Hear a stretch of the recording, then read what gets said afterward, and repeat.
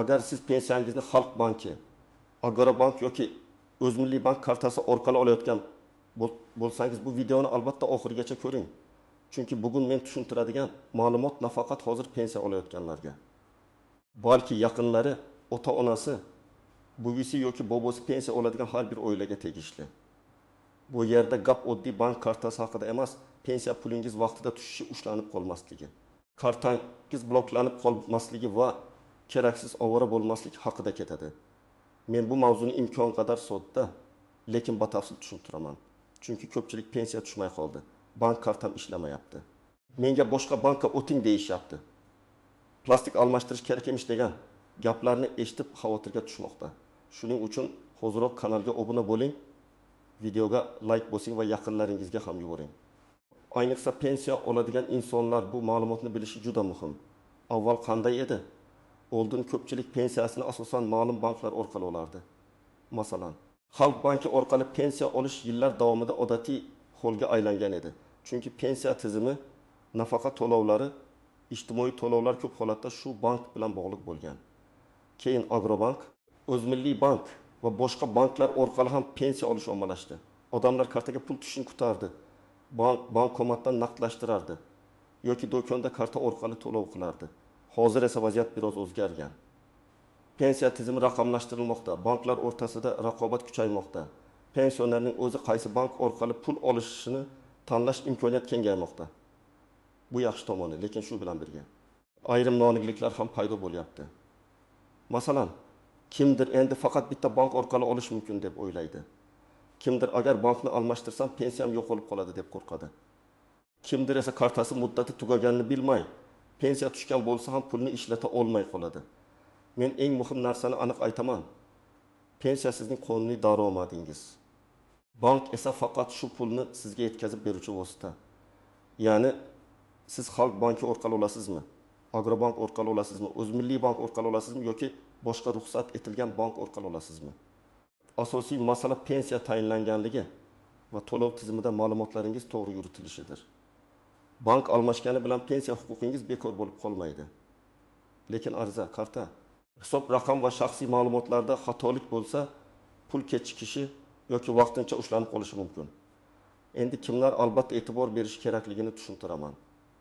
Birinchi navbatda, pensiya kartasining amal qilish muddati tugagan yoki tugash arafasida bo'lganlar. Kartaning old tomonida oy va yil yozilgan bo'ladi. Masalan, 0524 deb yozilgan bo'lsa, bu karta 2024 yil may oyigacha amal qilganini anglatadi. Agar hozir 2026 yil bo'lsa, bunday karta bilan to'lov qilishda muammo chiqishi tabiiy. Pul hisobga tushgan bo'lishi mumkin, lekin karta ishlamaydi. Odam esa pensiyam tushmadi deb o'ylaydi. Aslida pul tushgan, faqat karta muddati tugagan. Ikkinchi guruh, telefon raqami bankdagi hisobga ulanmagan yoki eski raqamga ulangan pensionerlar. Masalan, ota-onangizning pensiya kartasi bor, lekin SMS xabarlar eski raqamga keladi. U raqam allaqachon boshqa odamga o'tib ketgan bo'lishi mumkin. Natijada bank operatsiyalari haqida xabarlar kelmaydi. Ilova orqali kirish qiyinlashadi. Ayrim holatlarda xavfsizlik tekshiruvlari o'tmaydi. Shuning uchun bankdagi telefon raqamini albatta yangilash kerak. Uchinchi guruh, pensiyasini bir bankdan boshqasiga o'tkazmoqchi bo'lganlar. Masalan, siz avval Xalq banki orqali olgansiz, lekin yashash joyingizga Agrobank bo'limi yaqinroq.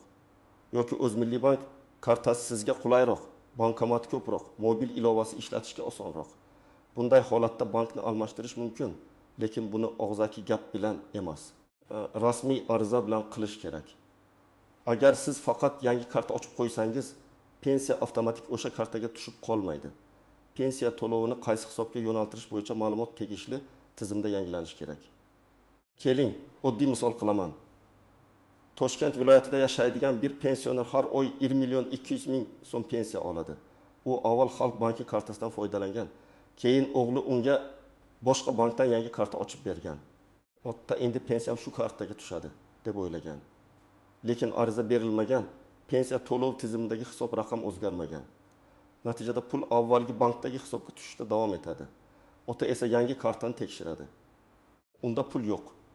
Bu yerda muammo davlat pensiya to'lamaganda emas, bank hisob raqami noto'g'ri tanlanganida. Yana bir misol. Andijonda yashovchi ona 900 ming so'm atrofida yoshga doir pensiya oladi. Kartasi muddati tugagan. Bank unga yangi karta chiqarib bergan, lekin u eski kartani ishlatishga urinavergan. Do'konda to'lov o'tmagan, bankomat pul bermagan. Ona pensiyamni berishmayapti deb xavotirlangan. Aslida yangi karta tayyor bo'lgan. Faollashtirish kerak bo'lgan xolos. Bunday vaziyatda bank filialiga pasport yoki ID karta bilan borib, yangi kartani olish, PIN kodni o'rnatish va SMS xabar xizmatini tekshirish qo'ya. Yana bir muhim holat. Qarzdorlik va majburiy ushlab qolishlar. Ayrim pensionerlar pensiyasidan ma'lum miqdor ushlab qolinganini ko'rib hayron bo'ladi. Masalan, 1 million 500 ming so'm pensiya olish kerak edi. Lekin kartaga 1 million 200 ming so'm tushdi. Bu yerda sabab bank emas, ijro hujjati, aliment kredit bo'yicha qarzdorlik yoki boshqa qonuniy ushlab qolish bo'lishi mumkin. Har qanday ushlab qolish ham to'g'ri degani emas. Lekin sababini aniqlash uchun bankka emas, birinchi navbatda to'lov tafsilotini ko'rish, keyin pensiya jamg'armasi bo'limi yoki majburiy ijro byurosi bilan aniqlashtirish kerak bo'ladi. Kim xavotir olmasligi kerak. Agar kartangiz amal qilish muddati o'tmagan bo'lsa, har oy pensiya vaqtida tushayotgan bo'lsa, telefon raqamingiz to'g'rilangan bo'lsa, bankomat va do'konlarda karta ishlayotgan bo'lsa, sizga hozircha shoshilinch harakat qilish shart emas. Lekin baribir ma'lumotlaringizni tekshirib qo'yish foydali. Chunki muammo ko'pincha pensiya kuni kelganda emas, undan oldini olinganda oson hal bo'ladi. Endi eng ko'p uchraydigan istisnolar va ko'zga ko'rinmaydigan nozik jihatlarga o'tamiz. Birinchi nozik jihat: pensionerning bank tanlash huquqi bor, lekin bankni almashtirishda vaqt muhim. Masalan, siz oyning 25 kuni ariza bersangiz, keyingi oy pensiyasi yangi kartaga tushmasligi mumkin. Chunki to'lov ro'yxatlari oldinroq shakllantirilgan bo'ladi. Bunday holatda pensiya bir oy eski bankka tushishi, keyingi oydan yangi bankka o'tishi mumkin. Shuning uchun bankni almashtirganda ertaga pul tushadi deb kutmaslik kerak. Mas'ul tashkilotdan qaysi oydan boshlab o'zgarish kuchga kirishini aniq so'rab olish lozim. Ikkinchi nozik jihat: karta bilan hisob raqam bir xil narsa emas. Ko'pchilik kartam bor, demak hisobim bor deydi. To'g'ri, karta hisobga bog'langan bo'ladi.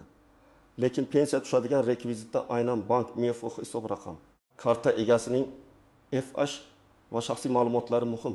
Agar ism, familiyada bitta harf xato bo'lsa, pasport almashgan bo'lsa, familiya o'zgargan bo'lsa, bu ham kechikish yoki tekshiruvga sabab bo'lishi mumkin. Uchinchi nozik jihat: ishonchnoma orqali pensiya olish.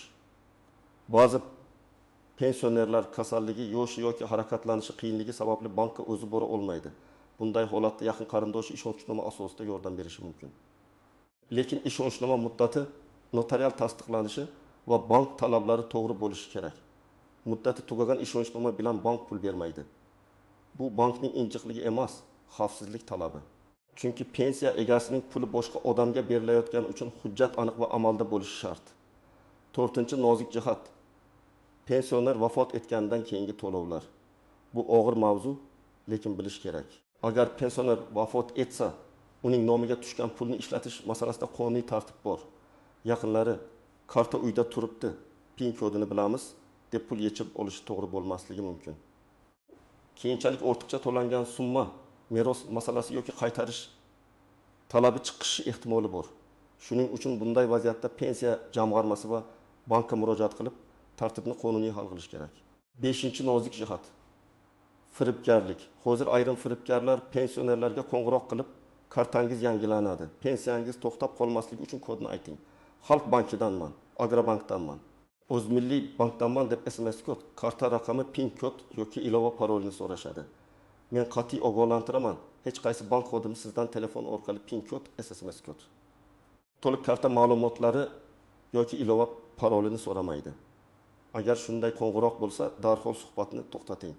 Bankka faqat rasmiy raqam orqali o'zingiz qo'ng'iroq qiling yoki filialga boring. 6-nozik jihat: bankomat komissiyasi. Ba'zi pensionerlar bir bank kartasidan boshqa bank bankomatida pul yechadi va komissiya ushlanganini ko'radi. Masalan, 1 million so'm yechmoqchi bo'lganda ma'lum foiz ushlanishi mumkin. Bu pensiya kamaydi degani emas. Bu bankomat xizmat haqi bo'lishi mumkin. Shuning uchun pensiya oladigan bankingizning o'z bankomatidan foydalanish, komissiya shartlarini oldindan bilish foydali. Agar siz qishloqda yashasangiz va yaqin atrofda faqat bitta bankomat bo'lsa, bank tanlashda aynan shu amaliy qulaylikni ham hisobga oling. 7. nozik jihat naqd pul olish va karta orqali to'lash farqi. Ayrim pensionerlar pensiya tushgan zahoti hammasini naqd qilib olishga odatlangan. Buni tushunaman, chunki ko'pchilik naqd pulga ishonadi. Lekin karta orqali kommunal to'lov, dorixona, oziq-ovqat do'koni yoki transport uchun to'lov qilish ham qulay bo'lishi mumkin. Biroq buning uchun pensionerga karta xavfsizligini tushuntirish kerak. PIN kodni qog'ozga yozib karta yonida saqlamaslik, kartani begona odamga bermaslik, SMS kodlarni hech kimga aytmaslik. Endi eng muhim qism, siz nima qilishingiz kerak? Birinchi qadam, pensiya kartangizni qo'lingizga oling va amal qilish muddatini tekshiring. Agar muddat tugagan yoki yaqin 2 oy ichida tugaydigan bo'lsa, bank filialiga boring. O'zingiz bilan ID karta yoki pasport olib boring. Agar pensionerning o'zi bora olmasa, bankdan ishonchnoma bo'yicha tartibni oldindan so'rang. Ikkinchi qadam, bankdagi telefon raqamingizni tekshiring. Filialda xodimdan mening kartamga qaysi telefon raqami ulangan deb so'rang. Agar eski raqam bo'lsa, yangisiga almashtiring. Bu juda muhim, chunki SMS xabar, xavfsizlik ogohlantirishi, ayrim tasdiqlash kodlari aynan shu raqamga keladi. Agar telefon ishlatish pensionerga qiyin bo'lsa, yaqin qarindosh yordam berishi mumkin. Lekin karta egasining roziligi va bank qoidalariga rioya qilinishi kerak. 3-qadam, pensiya qaysi bankka tushayotganini aniqlang. Buni bankdan, pensiya jamg'armasi bo'limidan yoki mavjud elektron xizmatlar orqali tekshirish mumkin. Agar siz bankni almashtirmoqchi bo'lsangiz, shunchaki yangi karta ochish yetarli emas. Siz pensiyani yangi bankka o'tkazish bo'yicha rasmiy tartibni bajarishingiz kerak. Ariza yozayotganda yangi bank rekvizitlari to'g'ri kiritilganini tekshiring. 4-qadam. Ariza nusxasini yoki tasdiqlovchi hujjatni saqlab qo'ying. Masalan, siz pensiyamni O'zmilliy bank kartasiga o'tkazib bering deb murojaat qildingiz. Shunda sizda ariza qabul qilingan sana, mas'ul tashkilot nomi va imkon bo'lsa murojaat raqami bo'lsin. Keyin kechikish bo'lsa, men aytgandim deb emas, aniq hujjat bilan izohlash oson bo'ladi. 5-qadam.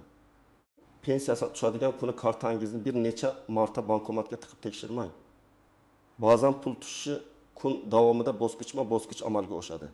Ertalab tushmagan pul tushdan keyin yoki kechga yaqin tushishi mumkin. Agar odatda har oyning 10 kuni tushsa, lekin 10 kuni ertalab hali tushmagan bo'lsa, darhol vayma qilmang. Lekin bir necha kun o'tsa va tushmasa, avval bankdan hisob harakatini tekshiring. Keyin pensiya jamg'armasiga murojaat qiling. 6-qadam. Agar pensiya miqdori kamaygan bo'lsa, sababini yozma yoki rasmiy tarzda aniqlang. Bankdan hisobga qancha pul kelganini so'rang. Agar bankka kamroq summa kelgan bo'lsa, demak masala bankda emas, to'lovni hisoblagan tomonda yoki ushlab qolishlarda bo'lishi mumkin. Agar to'liq summa kelgan, lekin kartadan pul yechilganda kam qolgan bo'lsa, komissiya, avtomatik to'lov, kredit yechimi yoki boshqa operatsiyalarni tekshirish kerak. 7-qadam. Yaqinlaringizga xavfsizlik qoidalarini tushuntiring. Men ayniqsa farzandlar va nabiralarga murojaat qilaman. Ota-onangizning kartasi bor ekan, ularga bir marta vaqt ajrating. Karta muddati, telefon raqami, PIN kod xavfsizligi, bankomatdan foydalanish, firibgar qo'ng'iroqlar haqida tushuntiring. Ko'p muammolar bilimsizlikdan emas, bir og'iz ogohlantirish yetishmagandan kelib chiqadi. Agar bankka borsangiz, nimalarni so'rash kerak? Birinchidan, pensiya kartam faolmi deb so'rang. Ikkinchidan, karta muddati qachongacha deb aniqlang. Uchinchidan, hisobimga oxirgi pensiya qachon va qancha tushgan deb so'rang. 4-dan, telefon raqamim to'g'ri ulanganmi deb tekshiring. 5-dan, agar bankni almashtirsam, qaysi kundan boshlab pensiya yangi kartaga tushadi deb aniq javob oling. Agar pensiya jamg'armasi bo'limiga borsangiz, o'zingiz bilan pasport yoki ID karta, pensiya guvohnomasi bo'lsa, uni bank kartasiz yoki hisob rekvizitlari. Ariza yozish kerak bo'lsa, yangi bank ma'lumotlarini oling. Agar boshqa odam nomidan murojaat qilayotgan bo'lsangiz, ishonchnoma yoki vakillik hujjatlari kerak bo'lishi mumkin. Murojaat qilganda hissiyot bilan emas, aniq savol bilan boring. Pensiyam qaysi bank hisobiga yo'naltirilgan? Nima sababdan kechikkan? Qaysi hujjat yetishmayapti? O'zgarish qachondan kuchga kiradi? Yana bitta real hayotiy vaziyatni aytaman. Bir pensioner har oy 1 million so'm oladi. U bankni o'zgartirgan, lekin eski kartasini yopmagan. Bir oy pensiya eski kartaga tushgan, yangi kartada pul ko'rinmagan. u esa pulim yo'qoldi deb o'ylagan. Tekshiruvdan ma'lum bo'ldiki, pensiya eski hisobga tushgan, karta esa uyda turibdi. Shuning uchun bankni almashtirgandan keyin kamida 52 oy eski hisobni ham nazorat qilib turing. Eski kartani darhol tashlab yubormang, lekin uni xavfsiz saqlang. Yana bir vaziyat, pensionerning pasporti ID kartaga almashtirilgan, lekin bankdagi ma'lumotlar yangilanmagan. Karta ishlayapti, lekin ayrim xizmatlarda tekshiruvdan o'tmayapti. Bunday holatda bankka borib shaxsiy ma'lumotlarni yangilash kerak. Familiya, ism, tug'ilgan sana, hujjat raqami, yashash manzili kabi ma'lumotlar to'g'ri bo'lishi muhim. Raqamlashtirilgan tizimlarda bitta xato ham kechikishga sabab bo'lishi mumkin. Xulosa qilib aytsam, Xalq banki, Agrobank yoki O'zmilliy bank orqali pensiya olishning o'zi xavfli narsa emas.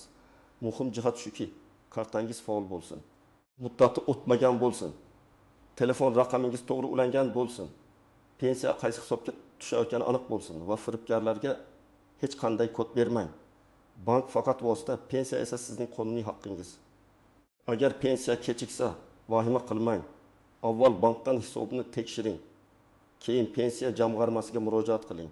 Zarur bo'lsa yozma ariza qoldiring.